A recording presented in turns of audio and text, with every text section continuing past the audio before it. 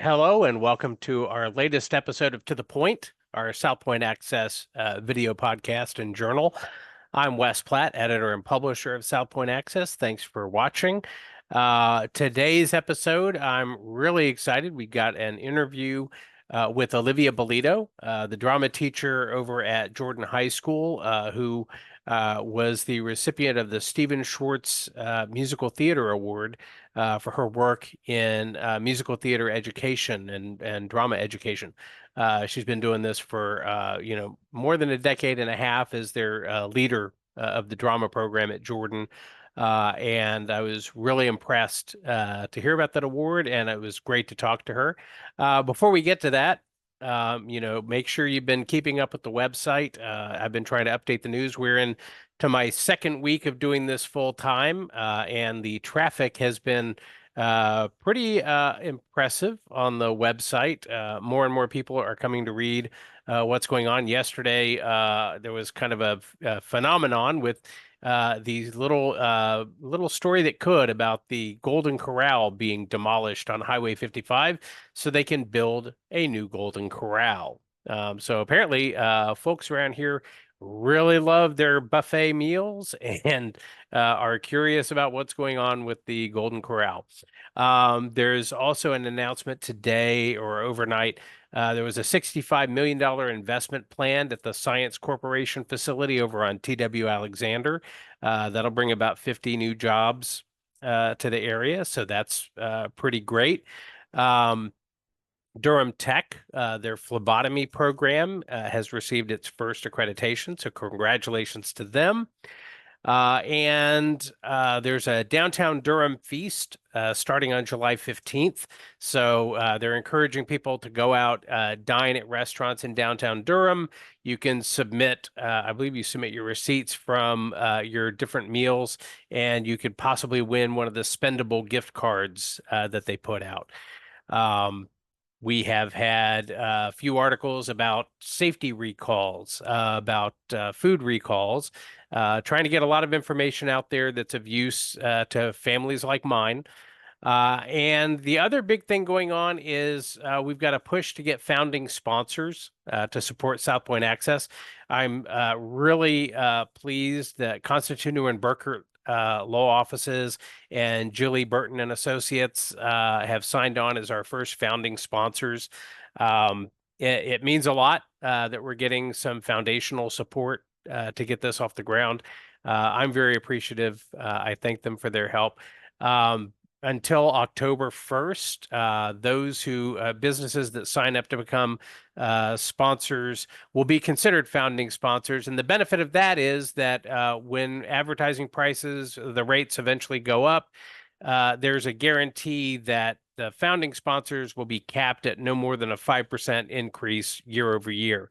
So if the ads double in price for those who are coming in later, it would still be just, at no more than a 5% increase for our founding sponsors.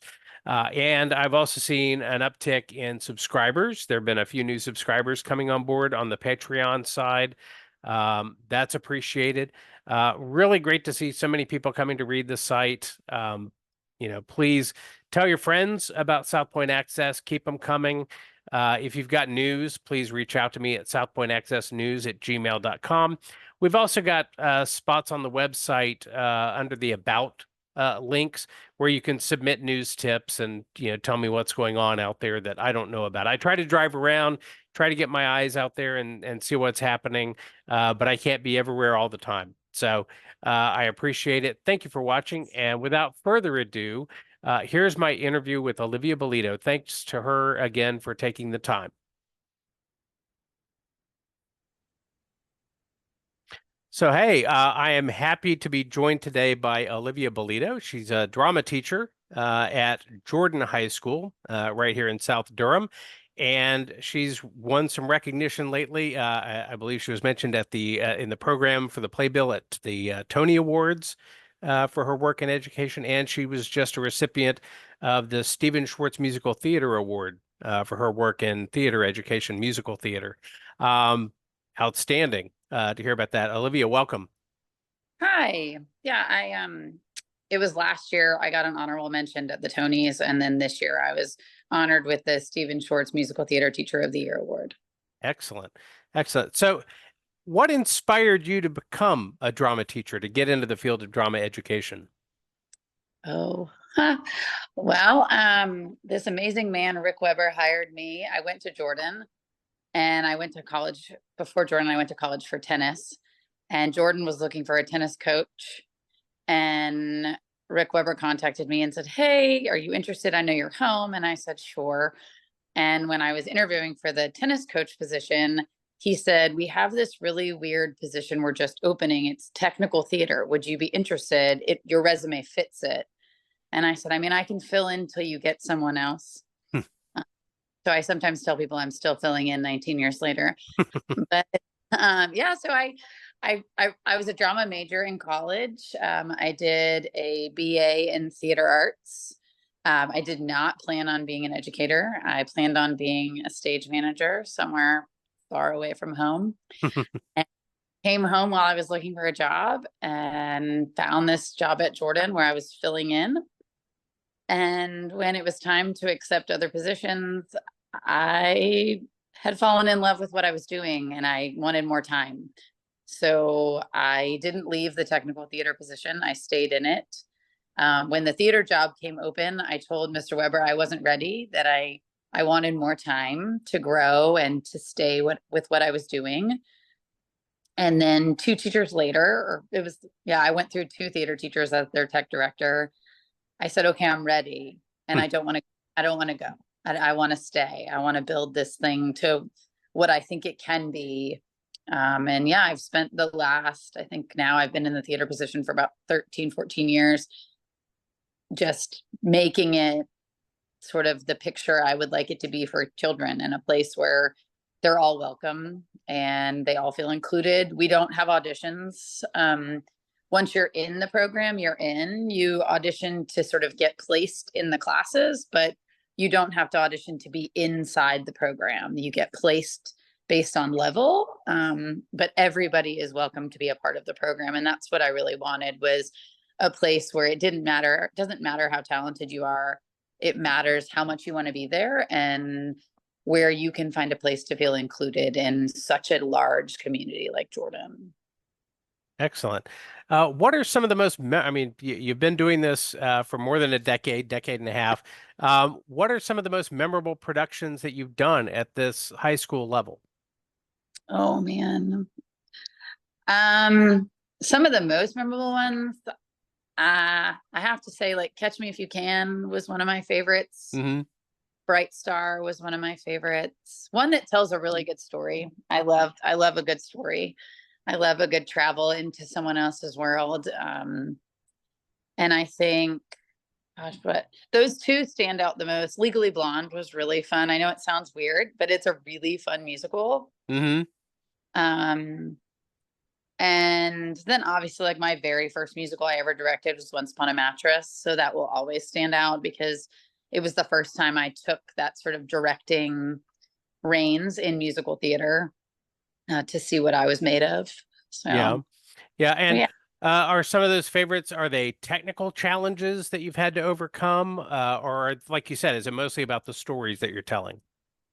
I mean, they're all different. I think Catch Me If You Can was this really cool story about 2 men, and to highlight boys on stage in high school is a really cool thing. And we also had like 16 boys in that cast, Hmm. which is very rare for high school theater. And I think it showed that it's an okay place to be no matter what you are in the world, that Yeah. you can place and you can still be cool. And even if it's not cool, you can still feel cool.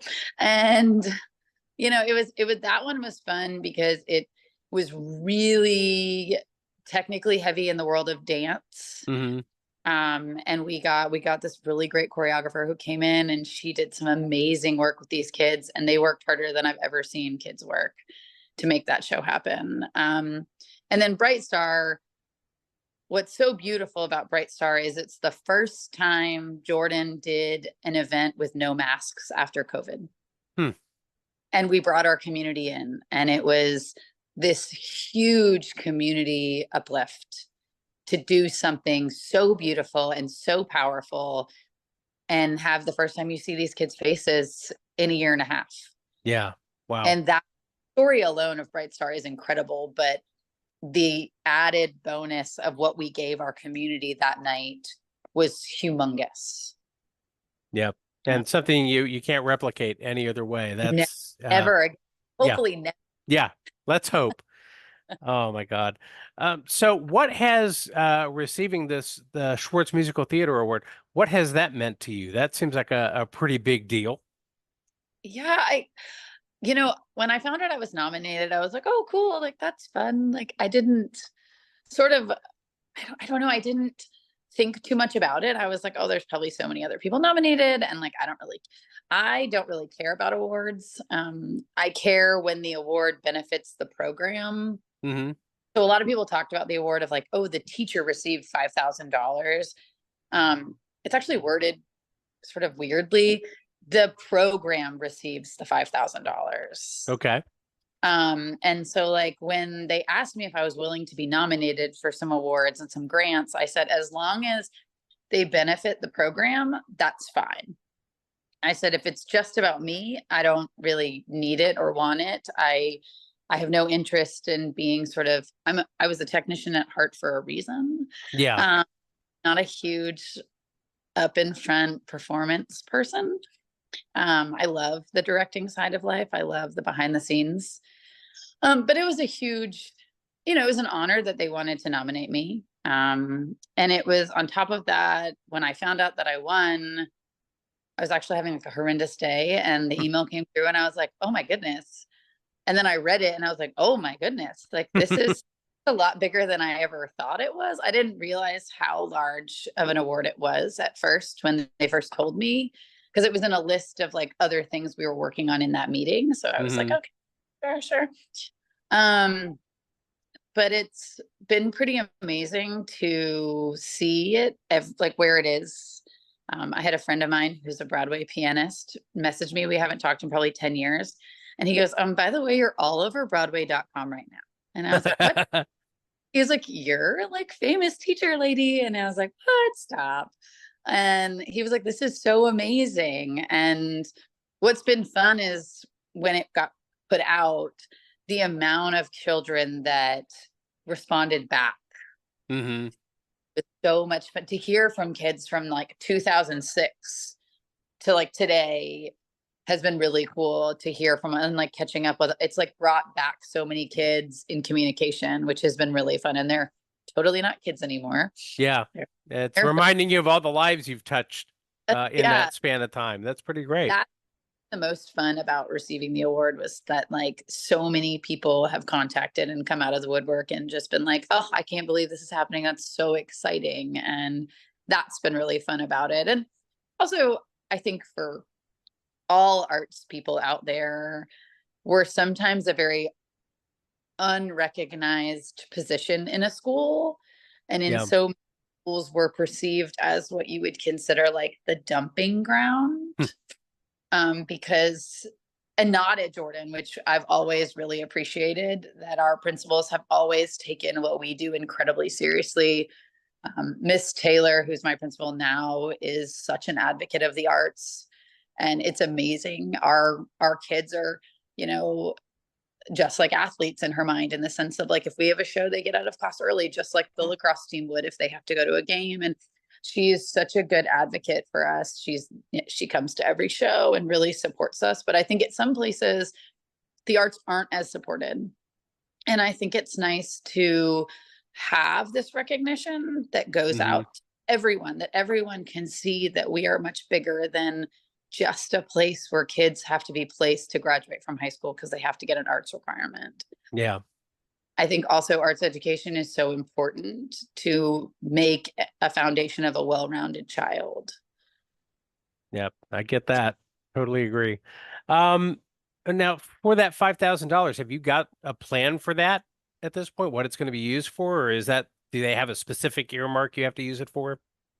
No, the boosters, it went immediately into our booster account to provide things for next school year for the kids. It just is going into our line budget for our next 2 shows that we're doing. Gotcha. And it also is earmarked. Some of it I think is earmarked to help with like kids travel to ITF, which is the International Thespian Society Festival.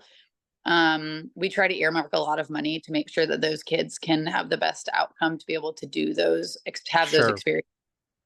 But I'm pretty sure the boosters have it earmarked for all the things I'm going to want to spend money on next year. Nice. We're doing 2 pretty big shows. So What do you have planned? we're starting the season with Clue. Oh, that's awesome. So that should be really fun. It's the set is going to be student designed. Sam Garber, who's one of my rising seniors, is very interested in going to school for engineering and possibly theatrical design. And he is going to be designing the set, which is super cool to have a student be the head designer. Yeah. And then we're doing Big Fish School Edition, the musical. Okay. And we're hoping, because the writer is local, we're hoping to get to do some work with the writer and really work with our community on Big Fish. It's a beautiful show. Yeah. Again, story. So it's going to have that Tim Burton-esque feel to the design, or is it going to be I'm not less sure like yet. that? Okay. I don't know. I don't know. We'll see. Okay. All right. I'm interested to see how both those turn out. And what advice, this is probably a question you get plenty, but I want to get it on the record here. What advice do you have for young kids who want to get into theater, who are thinking about it, but maybe reluctant, but they're thinking about it? I would just try it. Yeah. Just try. Because you never know. There's so many places. I think so many people think, oh, theater, I don't want to act. Well, you don't have to. You can learn about lighting, you can learn about sound, you can paint, you can learn about the design of how to create texture, you can learn about costuming, set design, and one of the greatest skills you learn is basic carpentry. We have a lot of children come through the program who maybe aren't going to college, but they are going to go and work in the world of labor and construction. And it's such an important skill to learn safe carpentry, not behind your backyard, figure out a tool. So the carpentry aspect of it is so huge for kids to learn that basic skill. And it's a life skill, right? Can't put shelves up in their house.